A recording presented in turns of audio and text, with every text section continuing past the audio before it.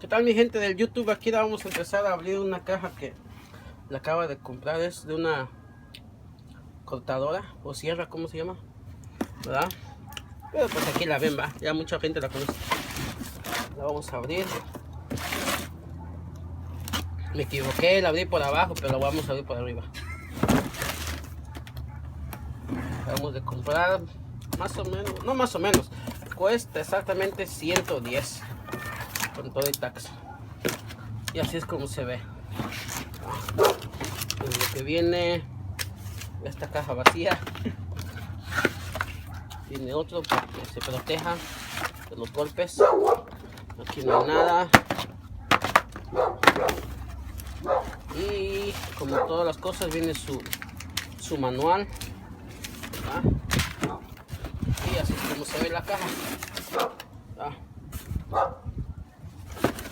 Luego, pues yo pregunté, tenía una duda, ¿va?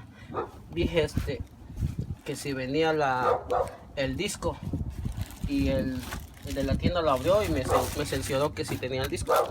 Es un disco, pero es de 18 dientes, ¿va? Yo agarré uno que es de 42, me parece. ¿Dónde está? Ahí está. Y así es como viene. Bueno, a ver, déjenme ver el disco. Este es el otro disco, mira. ¿Se ven la diferencia? Este es el original y este es el otro, pero también esta marca es muy buena, va, solo que es de 40 dientes y 18 dientes. Vamos a usar el que sea uno de los dos. Y así es como viene, va. Nuevecito, viene empaquetadito.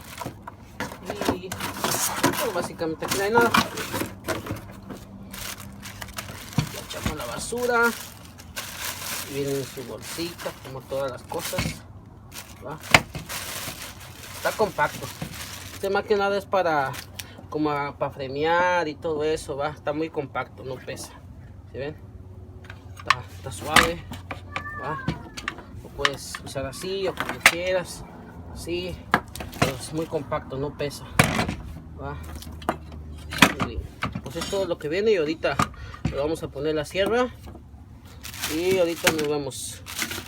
Vale, pues, y lo vamos a probar.